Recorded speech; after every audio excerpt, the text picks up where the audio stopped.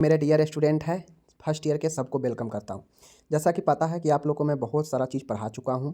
तो आज हम लोग जो है कम्युनिटी हेल्थ नर्सिंग फर्स्ट का जो है जो कि फर्स्ट ईयर में पढ़ना है और कम्युनिटी हेल्थ नर्सिंग सेकेंड आपका थर्ड ईयर में पढ़ना है। ठीक है, तो इस हिसाब से आज हम जो है बहुत महत्वपूर्ण दो टर्मों के बीच में डिफरेंस सब देखेंगे, मीन्स अंतर स्पष्ट करने वाला प्रश्न देखेंगे। तो आप लोग वीडियो को अच्छे से गौर से ध्यान से देखिएगा ताकि कोई भी कन्फ्यूजन ना रहे। ठीक है, यह वीडियो आपके एग्ज़ाम के लिए तो महत्वपूर्ण है ही, साथ में इस प्रकार से भी यह महत्वपूर्ण है कि आपको दो टर्मों के बीच में अंतर समझ में आएगा कि एक क्या होगा एक क्या होगा। इसके बारे में डिटेल से इसके बारे में डिटेल से आप समझ पाएंगे। समझ गए? तो चलिए, बहुत सारे बातें करना है, बहुत सारे चीज़ों को जानना है, पढ़ना है, तो वीडियो को शुरू करते हैं। और यह आपका कम्युनिटी हेल्थ नर्सिंग फर्स्ट का डिफरेंस यानी अंतर स्पष्ट करने वाला जो प्रश्न होता है उस टाइप का है। समझ गए? तो चलिए करते हैं शुरू, क्योंकि एग्जाम में पूछता है अंतर स्पष्ट करने वाला भी 15 नंबर 10 नंबर में पूछ देता है, 5 नंबर में, तो आपको पढ़ना जरूरी है। ठीक है, तो चलिए करते हैं शुरू। यहाँ पे है इंस्टीट्यूशनल नर्सिंग मीन्स संस्थागत नर्सिंग, यहाँ पे है कम्युनिटी हेल्थ नर्सिंग। ठीक है, दो तरह के नर्सिंग है यहाँ पे, एक पहला कम्युनिटी हेल्थ नर्सिंग है और यहाँ पे इंस्टीट्यूशनल नर्सिंग है। इंस्टीट्यूशनल नर्सिंग का मतलब है संस्थागत नर्सिंग, कम्युनिटी हेल्थ नर्सिंग का मतलब है सामुदायिक स्वास्थ्य नर्सिंग। ठीक है, तो आपके सामने में है मुख्यतः, अब ये जो संस्थागत है इस साइड है इसका अंतर और इसका इस साइड है। ठीक है, आमने सामने दोनों को पता चल जाएगा। यह मुख्यतः चिकित्सालय होता है। जो संस्थागत नर्सिंग होता है, इंस्टीट्यूशनल जो नर्सिंग होता है, यह मुख्यतः जो है हॉस्पिटल होता है। ठीक है, कम्युनिटी हेल्थ नर्सिंग जो होता है सामुदायिक स्वास्थ्य नर्सिंग, यह समुदाय, छोटे क्लिनिक, स्कूल, मेला, घर, स्वास्थ्य केंद्र इत्यादि होता है। ठीक है, मतलब यह छोटे पैमाने पर होता है। कम्युनिटी हेल्थ नर्सिंग जो सेवा है यह आपके छोटे स्तर पर होता है, जबकि ये संस्थागत नर्सिंग है, ये सब जो है आपके अस्पताल में होता है, इसीलिए इसे संस्थागत नर्सिंग कहते हैं। ठीक है, चलिए, रोगी स्वयं या साथी के साथ चिकित्सालय में उपचार हेतु आता है, इसके लिए विशेष प्रेरणा की आवश्यकता नहीं होती है। अब जो संस्थागत नर्सिंग है यह संस्थान यानी हॉस्पिटल वगैरह में होता है, अस्पताल में। तो यहाँ पे जो भी रोगी होते हैं वह खुद से या अपने पेरेंट्स या अपने साथी के साथ जो है हॉस्पिटल यानी चिकित्सालय तक आते हैं उपचार के लिए। इस यहाँ पे अस्पताल में आने के लिए कोई किसी का प्रेरणा नहीं लेना पड़ता है। ठीक है, लेकिन सामुदायिक स्वास्थ्य नर्सिंग है तो इसके बारे में लोग कम जानते हैं। तो इसके लिए रोगी के निदान फॉलोअप हेतु प्रेरित करना होता है। ठीक है, इसके लिए नर्स को रोगी के घर अथवा उसके कार्यस्थल तक जाना पड़ता है। तो सामुदायिक स्वास्थ्य नर्सिंग जो होती है बेसिकली यह घूम घूम के ही काम करती है।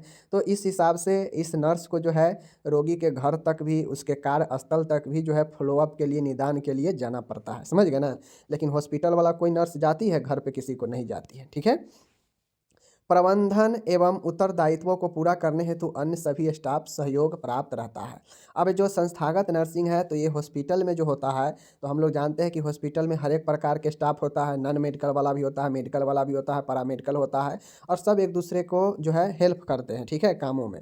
तो यहाँ पे जो है आपको दूसरे का मदद लेकर सहयोग से काम जो है सभी स्टाफ करते हैं, जबकि स्वास्थ्य सेवाएं देने के साथ नर्स को प्रबंधन का भी अधिकांश उत्तरदायित्व खुद संभालना पड़ता है।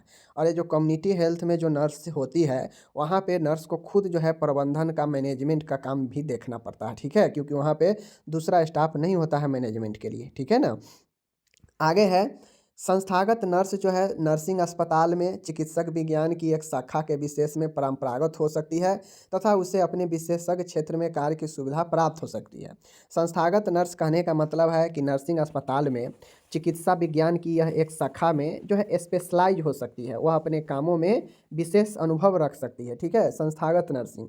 लेकिन जो कम्युनिटी हेल्थ नर्सिंग होती है वह सामुदायिक स्वास्थ्य नर्स को चिकित्सा विज्ञान की एक सभी शाखाओं की जानकारी देना आवश्यक है। यहाँ पे स्पेशलाइज हो सकता है, लेकिन यहाँ पे जो है मिला जुला के खिचड़ी वाला काम होता है कि सभी जानकारी देना आवश्यक होता है। समझ गए? तो ये चीज़ हो गया। रोगी को रिकॉर्ड सामान्यतः मेडिकल रिकॉर्ड विभाग द्वारा रखा जाता है। अब चूँकि यह अस्पताल में नर्स होती है, संस्थागत नर्सिंग है, तो यहाँ पे जो भी आपका रिकॉर्ड होता है वह मेडिकल रिकॉर्ड विभाग ही, डिपार्टमेंट ही होता है, वहाँ पे रहता है अस्पताल में सभी मरीज का रिकॉर्ड। लेकिन यहाँ कम्युनिटी हेल्थ नर्सिंग का रिकॉर्ड जो होता है वह खुद को जो है सामुदायिक स्वास्थ्य नर्स को ही जो है संभाल कर रखना पड़ता है रिकॉर्ड को। ठीक है, आगे है बड़े चिकित्सालय यानी बड़े हॉस्पिटल तथा चिकित्सालयों में कार्य करने रहने से चिकित्सा विज्ञान का पूरा नवीनतम ज्ञान रहता है। और ये नर्स जो है चूँकि ये बड़े अस्पताल में हो रहती है, ठीक है, संस्थान में रहती है, तो ऐसे में वहाँ पे अगर मेडिकल कॉलेज वगैरह है तो वहाँ पे पढ़ाई का रिसर्च का भी काम होता है। तो वहाँ पे नए नए चीज़ों को सीखने का पूरा जो है नवीनतम ज्ञान लेने का जो है मौका रहता है। लेकिन सामुदायिक स्वास्थ्य में कार्य करने से समुदाय के संरचना एवं संस्कृति की जानकारी रहती है तथा नर्स के व्यवहारिक ज्ञान में वृद्धि होती है। यहाँ पे व्यवहारिक ज्ञान में वृद्धि होता है, लेकिन टेक्निकल ज्ञान का नॉलेज यहाँ बढ़ता है, क्योंकि यहाँ पे नए नए चीज़ों का हमेशा जो है पढ़ाई और रिसर्च होते रहता है। ठीक है, आगे है संस्थान की नर्स का रोगी के कारणों निदान तथा व्यक्तिगत उपचार से अधिक संबंध रहता है।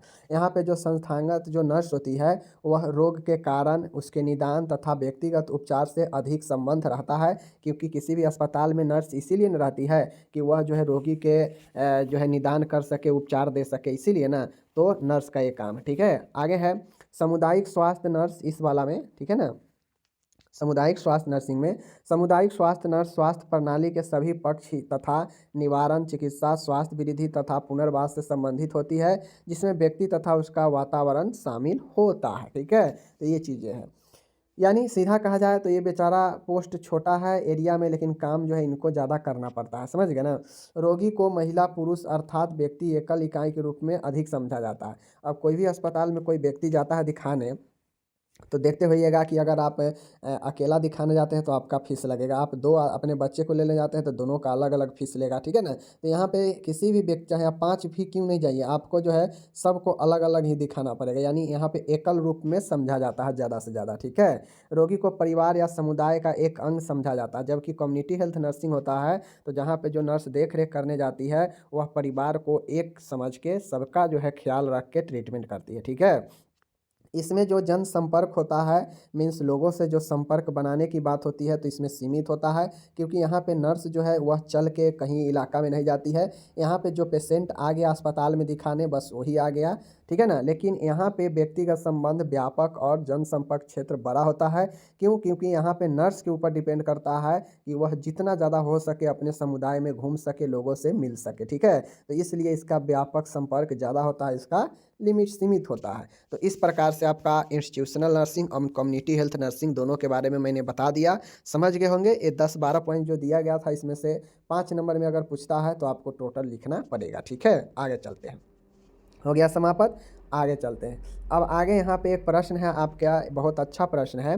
कहता है कि difference between active and passive immunity. Active and passive immunity का मतलब क्या है आपके सामने में है, सक्रिय प्रतिरक्षा और निष्क्रिय प्रतिरक्षा। ठीक है, सक्रिय प्रतिरक्षा और निष्क्रिय प्रतिरक्षा। ठीक है, तो इस चीज़ को ध्यान, प्रतिरक्षा का मतलब तो समझ रहे हैं कि जो आपको संक्रमण से लड़ता है, बचाता है बॉडी में, वही इम्यूनिटी प्रतिरक्षा होता है।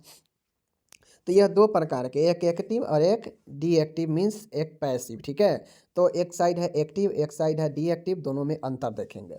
यह प्रतिरक्षा अधिक समय तक या जीवन भर एक्टिव रहता है, सक्रिय रहता है। मीन्स एक्टिव जो इम्यूनिटी होता है यह लंबे समय तक चलने वाला इम्यूनिटी होता है, या यह जीवन भर भी एक्टिव रह सकता है बॉडी में। ठीक है, निष्क्रिय प्रतिरक्षा का मतलब है कि यह प्रतिरक्षा बहुत जल्दी समाप्त हो जाती है। ठीक है, यह प्रतिरक्षा शरीर में किसी संक्रमण या विशेष टीका लगने के बाद उत्पन्न होता है।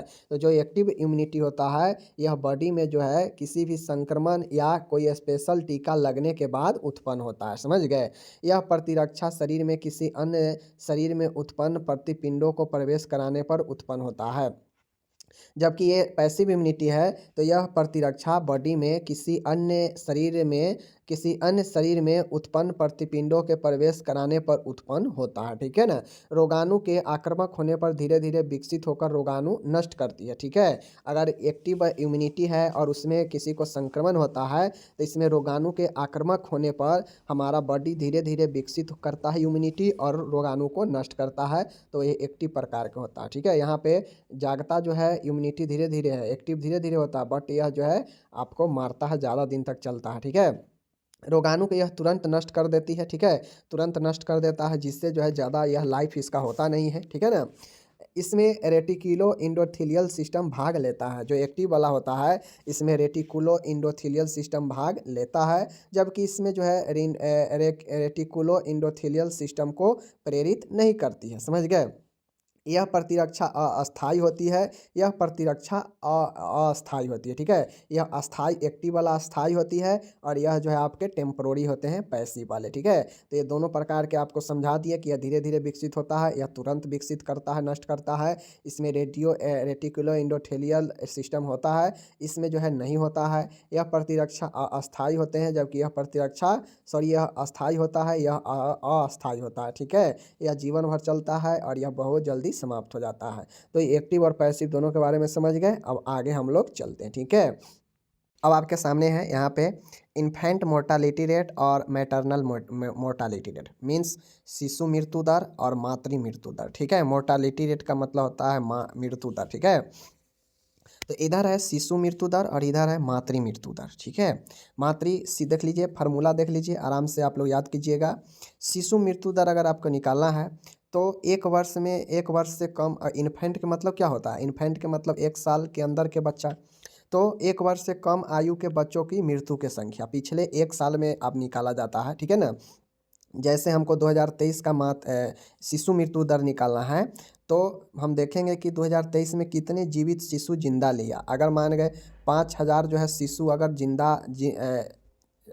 जन्म लिया, तो इसमें से कितना शिशु का डेथ हो गया, ठीक है। 5,000 में से अगर मान गए 500 बच्चा का डेथ हो गया, तो 500 बटा 5,000 इंटू में 1,000, ठीक है। इसको हम निकाल देंगे तो वो जो है हमारा शिशु मृत्यु दर हो जाएगा, समझ गए।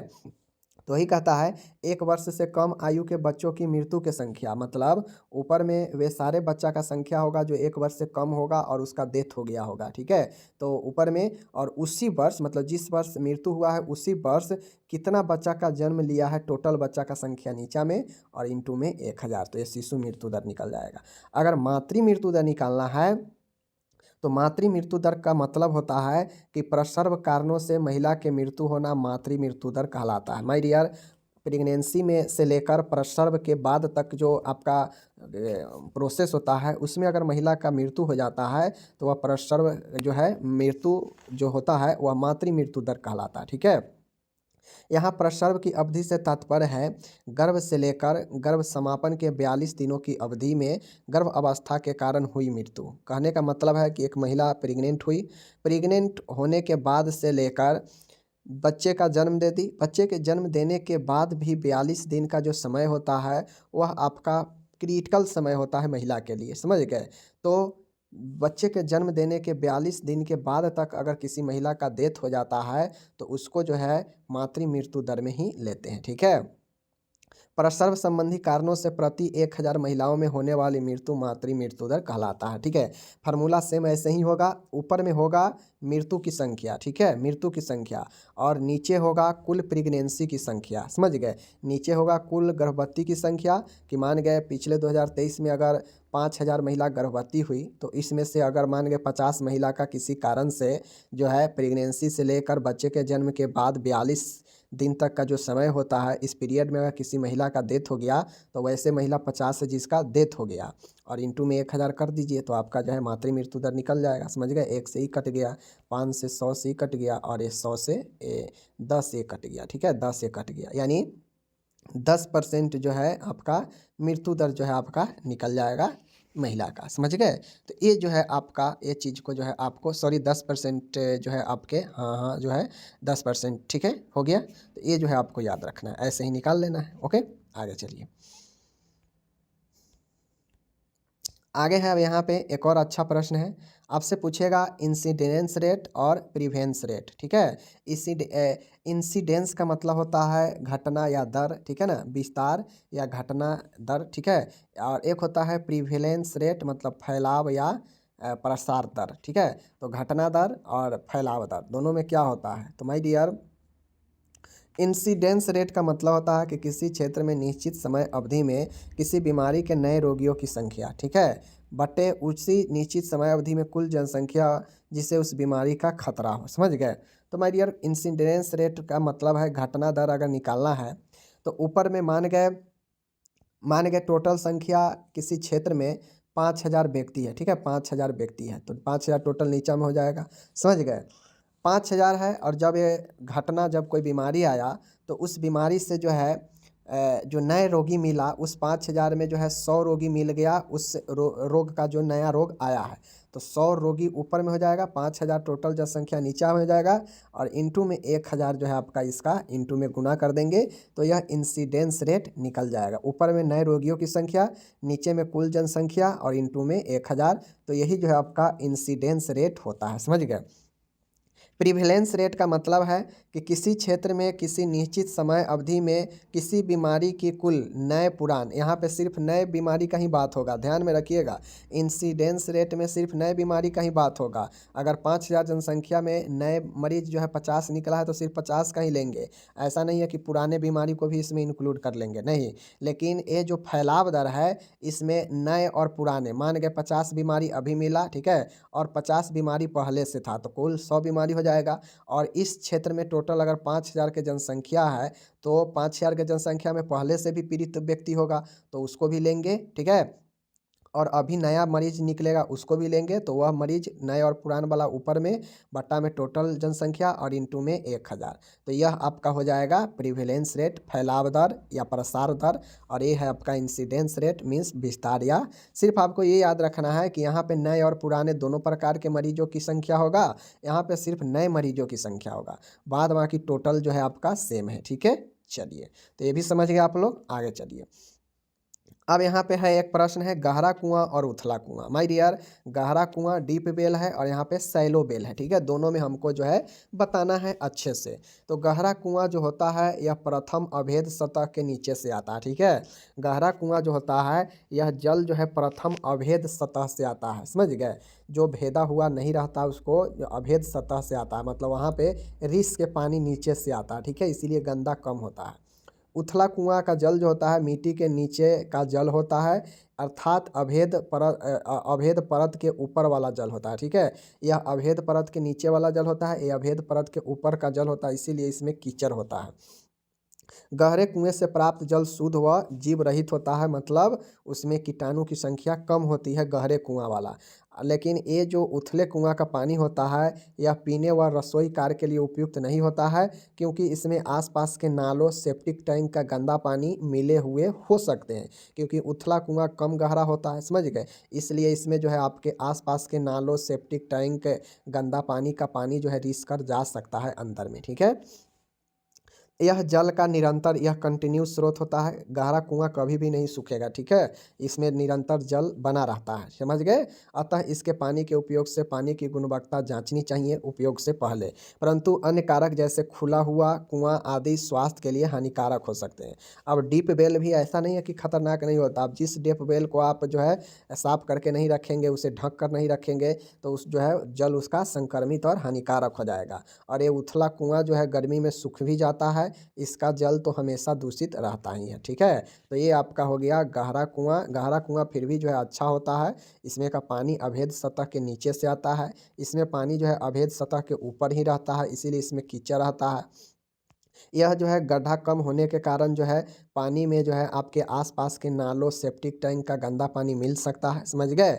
इसके पानी के उपयोग से पहले इसकी गुणवत्ता जांचनी चाहिए। उथला कुआं गर्मी में सूख जाता है, समझ गए। तो ये सारे कंडीशन है, दोनों में मैंने आपको बता दिया, ठीक है। आगे चलिए, आगे है, कहता है क्लोरीन एवं आयोडीन में अंतर बताना है। माय डियर, क्लोरीन है और आयोडीन है, इधर है क्लोरीन इधर है आयोडीन, ठीक है, ध्यान दीजिएगा। कहता है छोटे स्तर पर जल शुद्धिकरण हेतु क्लोरीन की गोलियों का उपयोग बहुत प्रभावी और सस्ती विधि है। माय डियर, छोटे स्तर पर या घरेलू स्तर पर जल को शुद्धिकरण करना होता है तो इसके लिए क्लोरीन की जो गोलियां हैं बहुत उपयोगी और सस्ती मानी जाती है, ठीक है। क्लोरीन की गोलियां बाजार में उपलब्ध होती है, समझ गए। 0.5 ग्राम की गोली का उपयोग 20 लीटर का जल को रोगाणुमुक्त करने के लिए उपयोग में किया जाता है। आपसे ऑब्जेक्टिव में पूछ देता है कि कितने ग्राम गोली का जो है उपयोग हम लोग जल को शुद्धिकरण में करेंगे, ठीक है। उसके बाद है रोगाणुमुक्त करने के लिए किया जाता है, पानी की मात्रा के अनुसार क्लोरीन की गोली की मिलाई जाती है। पानी की जितना मात्रा है उतना हिसाब से जो हम क्लोरीन की गोली उसमें मिलाते हैं, ठीक है। तो ये हो गया आपका क्लोरीन। इधर है आयोडीन।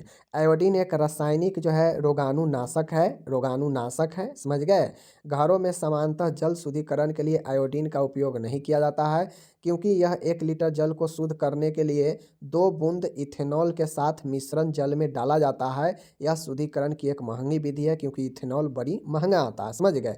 आयोडीन के साथ में 2 बूंद जो है इथेनॉल डाला जाता है 1 लीटर पानी को शुद्ध करने में, और हम लोग जानते हैं कि इथेनॉल महंगा है, इसलिए यह जल शुद्धिकरण की महंगी विधि है, समझ गए। सिर्फ जो है आयोडीन के द्वारा आप कोशिश कीजिएगा कि सिर्फ आयोडीन को पानी में रख कर शुद्धिकरण कर लेंगे, तो ऐसा नहीं होता, ठीक है। उसके साथ इथेनॉल रखा जाता है, और इथेनॉल जैसे ही रखा जाएगा तो महंगा प्रोसेस हो जाएगा, ठीक है ना। तो यही अंतर है।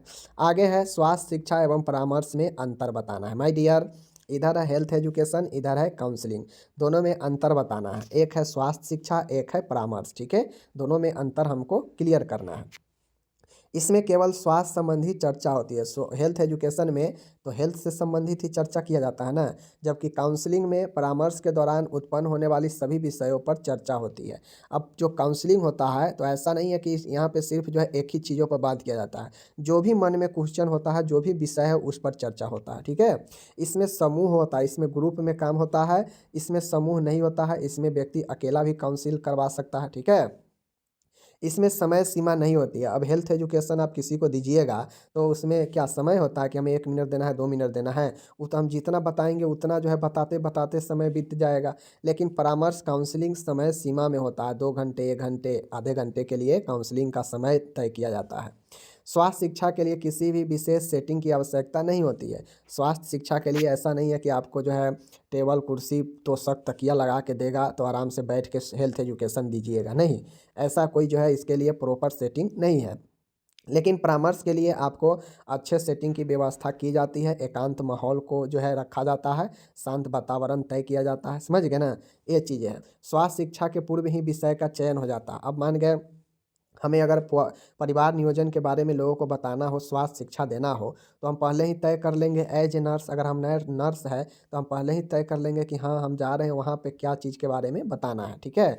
तो उस पहले से ही विषय पूर्व में ही चयनित हो जाता है। जबकि जो परामर्श होता है, परामर्शग्राही जो होते हैं उनके अनुसार जो है विषय बदलता रहता है, या उनके अनुसार विषय को सेट किया जाता है कि जो काउंसलिंग के लिए आए हैं उनको क्या आवश्यकता है, ठीक है। उस हिसाब से काउंसलिंग का विषय बदलता जाता है, ठीक है। तो ये आपका स्वास्थ्य शिक्षा और ये परामर्श हो गया। परामर्श किसी एक व्यक्ति पर अप्लीकेबल होता है, जबकि स्वास्थ्य शिक्षा किसी ग्रुप में भी चलता है, समझ गए। तो ये चीज़ को ध्यान में रखिएगा, ठीक है।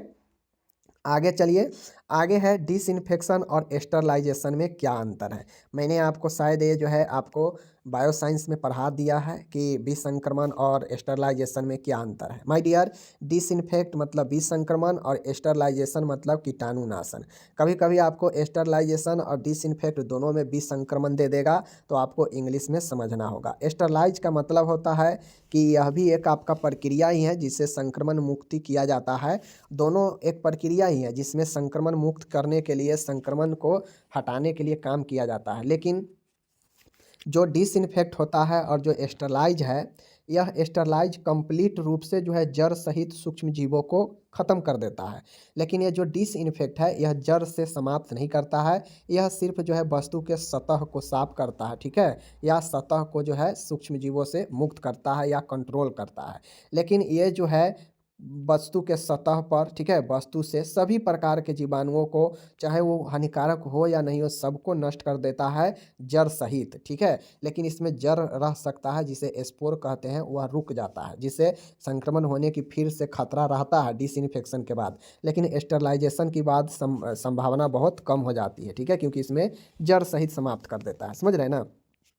विसंक्रमण में अधिकतर सतह और वायु को जो है डिकॉन्मिनेंट करते हैं, जबकि इसमें जो है खाने वाला सामान, दवाई, शैल चिकित्सा में प्रयोग होने वाले औजार को भी जो है विसंदूषित कर सकते हैं, क्योंकि इसमें जो खाना है, जो दवाई है, जो शैल क्रिया में प्रयुक्त सामान है, ये सब बिल्कुल संक्रमण से मुक्त होनी चाहिए, इसलिए ज़्यादा स्टरलाइजेशन ही उपयुक्त है इसके लिए।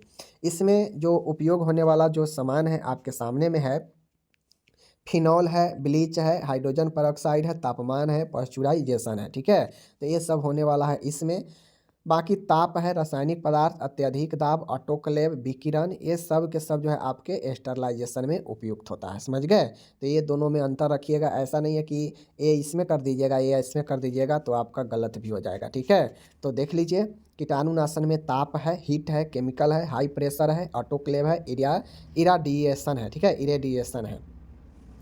जबकि विष संक्रमण में फेनॉल है, ब्लीच है, हाइड्रोजन पेरोक्साइड है, हीटिंग है, पास्चुराइजेशन है। ओके, चलिए आगे चलते हैं। आगे है जलाना एवं क्लोरीनेशन। माय डियर, जलाना एवं क्लोरीनेशन का मतलब क्या होता है आपके सामने में है। जलाना एवं क्लोरीनेशन का मतलब है इंसिनरेशन और क्लोरीनेशन। ठीक है, यह कचरे के निपटान अथवा निस्तारण की विधि है। जलाना जो होता है, इंसिनरेशन, यह कचरे को, वेस्ट को मैनेजमेंट करने का, डिस्पोज करने का एक तरीका है, जिसमें ऐसे स्थान पर जहां कचरे को एकत्रित करने की सुविधा हो वहां पे कचरा को जलाया जाता है। ठीक है, कचरे को जलाने के लिए इंसिनरेटर्स का प्रयोग किया जाता है। ठीक है, कचरे को जलाने के लिए इंसिनरेटर्स का प्रयोग किया जाता है, इसीलिए इसे इंसिनरेशन कहते हैं। ठीक है, तो ये तो कचरा को जलाकर कचरा को निस्तारण या निपटान करने का एक विधि है, जहाँ पे एक वहाँ पे किया जाता है, जहाँ पे एक स्थान पर कचरा एकत्रित हुआ रहता है वहाँ पे कचरा को जो है जलाया जाता है, और कचरे को जलाने के लिए इंसिनरेटर्स का उपयोग करते हैं। समझ गए? तो ये हो गया इंसिनरेशन यानी जलाना।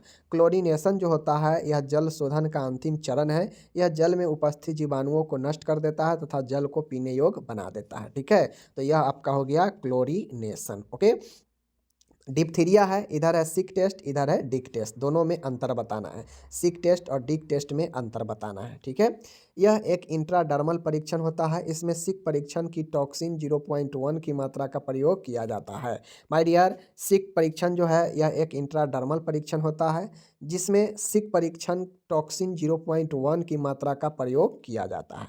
डिक परीक्षण में त्वचा में टॉक्सिन इतना की मात्रा का प्रयोग किया जाता है। तो दोनों में, इसमें जो है आपका दोनों में तो उतना ही कि इसमें इंट्राडर्मल परीक्षण है। ठीक है, और इसमें जो उपयोग किया जाता है 0.1, ये भी 0.1 ये भी उपयोग किया जाता है टॉक्सिन का। ठीक है, यह टॉक्सिन व्यक्ति की निचली भुजा में इंजेक्ट की जाती है। ठीक है, इसी टॉक्सिन की ताप द्वारा निष्क्रिय की गई 0.1 ml मात्रा विपरीत भुजा में इंजेक्ट की जाती है। ठीक है, डिक परीक्षण का उपयोग स्कारलेट बुखार का पता लगाने के लिए किया जाता है। इसका निरीक्षण 24 घंटे के बाद इंजेक्शन दिए गए स्थान पर हुए लालापन से किया जाता है। डिक टेस्ट, तो डिक टेस्ट किसके लिए होता है? स्कारलेट बुखार के लिए। यहाँ पे जो आपका टॉक्सिन का जो इंजेक्शन दिया जाता है, तो 24 घंटा के बाद उस दिए गए जगह पर देखा जाता है कि कितना ज़्यादा जो है लालापन है, और उसी आधार पर इसका चेक होता है। ठीक है, यहाँ भी सेम वही है, 0.1 ml विपरीत भुजा में इंजेक्ट किया जाता है। परीक्षण के परिणाम का अध्ययन चौथे दिन किया जाता है सिक टेस्ट का। ठीक है, जबकि डिक का 24 घंटे में। यह परीक्षण व्यक्ति में डिप्थीरिया के विरुद्ध रोग प्रतिरोधक क्षमता मौजूदगी को जांचने के लिए किया जाता है कि व्यक्ति में डिप्थीरिया का कितना ज़्यादा बचाव के लिए इम्यूनिटी है या नहीं है। तो ये हो गया आपका सिक टेस्ट, इधर हो गया डिक टेस्ट, दोनों में अंतर आपको बता दिए। ठीक है, आगे चलिए। आगे है यहाँ पे आपका प्रश्न है, एंटीबायोटिक्स है और एंटीजन है। ठीक है, एंटीबायोटिक वे दवाएं रोगजनक जीवाणुओं की रोकथाम व उपचार करती है, जैसे जेंटामाइसिन, पेनिसिलिन, एम्पिसिलिन। तो एंटीबायोटिक वो होता है जो सूक्ष्म जीवाणुओं को वृद्धि को रोकता है और रोकथाम करता है या संक्रमणों से रोकने का उपाय करता है बॉडी को, जैसे जेंटामाइसिन, पेनिसिलिन, एम्पिसिलिन। ठीक है, आगे चलिए। आगे है एंटीजन। एंटीजन एक ऐसी बाहरी पदार्थ या टॉक्सिन जो शरीर में रोग प्रतिरोधक प्रतिक्रिया उत्पन्न करता है या एंटीबॉडी का निर्माण करता हो, एंटीजन कहलाता है। ठीक है, तो एंटीजन जो होता है माय डियर, वह एक ऐसा पदार्थ होता है जो आपके बॉडी में इम्यूनिटी को एक्टिव करता है। ठीक है, उत्पन्न करता है और आपके एंटीबॉडी का निर्माण भी करता है, वही हमारा एंटीजन कहलाता है। समझ गए? तो ये चीज़ समझ गए, आगे चलिए। तीसरा है श्याम पट और बुलेटिन पट। श्याम पट का मतलब ब्लैक बोर्ड्स होता है। ब्लैक बोर्ड को चौक बोर्ड भी कहा जाता है। यह काले रंग के पत्थर का जो है या बोर्ड का बना हुआ चिकनी सतह वाला होता है, जिस पर चौक से लिखा जाता है एवं मिटाकर दोबारा भी लिखा जा सकता है। इसका इस्तेमाल अधिकांशतः स्कूल कॉलेजों में विद्यार्थियों को शिक्षा प्रदान करने में किया जाता है। तो श्याम पट जो है माय डियर ब्लैक बोर्ड, यह एक जो है ब्लैक बोर्ड को चौक बोर्ड भी कहा जाता है, क्योंकि इस पर चौक से लिखा जाता है। यह काले रंग के पत्थर या प्लाई का बोर्ड का बना हुआ हो चिकनी सतह वाला होता है जिस पर चौक से लिखा जाता है एवं मिटाकर दोबारा भी लिख सकते हैं। इसका इस्तेमाल अधिकांशतः स्कूल कॉलेज और विद्यार्थियों को शिक्षा के क्षेत्र में किया जाता है। जबकि बुलेटिन जो बोर्ड होता है, बुलेटिन बोर्ड को नोटिस बोर्ड भी कहते हैं, जिसका इस्तेमाल सार्वजनिक रूप से सूचनाएं प्रदान करने के लिए किया जाता है। ठीक है, इस पर किसी भी प्रकार के संदेश, सूचना आदि को लिखकर या छापकर लगा दिया जाता है। वह उद्देश्य पूरा होने पर हटा दिया जाता है। इसका इस्तेमाल अस्पतालों, स्वास्थ्य केंद्रों, स्कूल, कॉलेज आदि में किया जाता है। अब आप लोग देखते होइएगा, आप अपने अपने कॉलेज में जाते होइएगा या किसी हॉस्पिटल में, संस्थान में जाते होइएगा तो देखते होइएगा कि एक जो है आपका इस प्रकार से चरखुटा किसी दीवार में टांगा जाता है, नोटिस बोर्ड। ठीक है, बाहर से शीशा लगा होता है और अंदर से देखते होइएगा उसमें बहुत सारे नोटिस जो है लगे रहते हैं। ठीक है, चिपकाए रहते हैं, समझ गए। और उसके अंदर में एक मखमल टाइप से जो है लगे होते हैं कपड़ा, उसी पर नोटिस चिपकाए होते हैं। ठीक है, और बाहर से ताला लगा होता है। ठीक है, कहीं भी आपके अस्पताल में नोटिस बोर्ड मिल जाएगा। तो वह बुलेटिन पट होता है, बुलेटिन बोर्ड होता है, जो सामान्यतः सूचना, संदेश और इन्फॉर्मेशन के लिए जो है लगाया जाता है, समझ गए। जो अस्पताल, स्वास्थ्य केंद्र, स्कूल, कॉलेज में भी हो सकता है। ठीक है, जो संदेश और सूचनाओं देने के लिए होता है और जैसे ही उस नोटिस का समय समाप्त हो जाता है उसको फिर निकाल दिया जाता है। ठीक है, तो यही आपका बुलेटिन पट हो गया। ओके, चौथा है, यहाँ पे आगे देखिएगा, कहता है food food contamination means, food contamination का मतलब है भोजन संदूषण। ठीक है, और फूड एडल्ट्रेशन का मतलब होता है अपमिश्रण, मिलावट। ओके, तो यहाँ पे आप लोग देख लीजिए, भोजन संदूषण, फूड कंटेमिनेशन का क्या मतलब है। भोजन संदूषण वह होता है जिसे भोजन में जानबूझकर नहीं मिलाया जाता है, अपितु उसके उत्पादन, पैकिंग, ट्रांसपोर्ट आदि में किसी कारणवश ऐसे पदार्थ मिल जाते हैं जो भोजन को दूषित कर देते हैं। माय डियर, भोजन संदूषण, फूड कंटेमिनेशन का मतलब होता है कि जैसे भोजन में, भोजन वाले पदार्थ, भोजन वाले सामान जिसमें जानबूझकर कोई चीज़ नहीं मिलाया गया हो, उसमें धोखाधड़ी से या किसी यातायात में, उत्पादन, पैकिंग में, कहीं भी उसमें जो है किसी कारणवश ऐसे पदार्थ मिल जाते हैं जो भोजन को खराब कर देता है, दूषित कर देता है, तो वह फूड कंटेमिनेशन हो जाता है। इसमें जानबूझकर नहीं मिलाया जाता है, वह किसी न किसी कारण से मिल जाता है। ठीक है, और फूड एडल्ट्रेशन जो होता है, इसमें जानबूझकर मिलाया जाता है मुनाफे अधिक कमाने के लिए, उद्देश्य से खाद्य पदार्थों में कुछ ऐसे पदार्थ मिला दिए जाते हैं जो स्वास्थ्य के लिए हानिकारक होता है। ठीक है, जिसे खाद्य अपमिश्रण, फूड एडल्ट्रेशन कहते हैं। एक खाद्य पदार्थ स्वास्थ्य समस्याओं को जन्म देते हैं, जैसे दूध में पानी मिलाना। ठीक है, बहुत सारी चीज़ों में लोग मिला देता है अपने इनकम बढ़ाने के लिए। ठीक है ना, तो यही आपका फूड कंटेमिनेशन हो गया और फूड एडल्ट्रेशन हो गया, समझ गए। तो हमारा कम्युनिटी हेल्थ नर्सिंग का इम्पोर्टेंट डिप्रेशन यहाँ पे समाप्त होता है। आप लोग 2 बार इसको पढ़िएगा, पीडीएफ आपको हिंदी इंग्लिश दोनों में मिलेगा, टेंशन नहीं लेना है। ठीक है, चलिए मिलेंगे अगले वीडियो में, अपना ख्याल रखिएगा, धन्यवाद।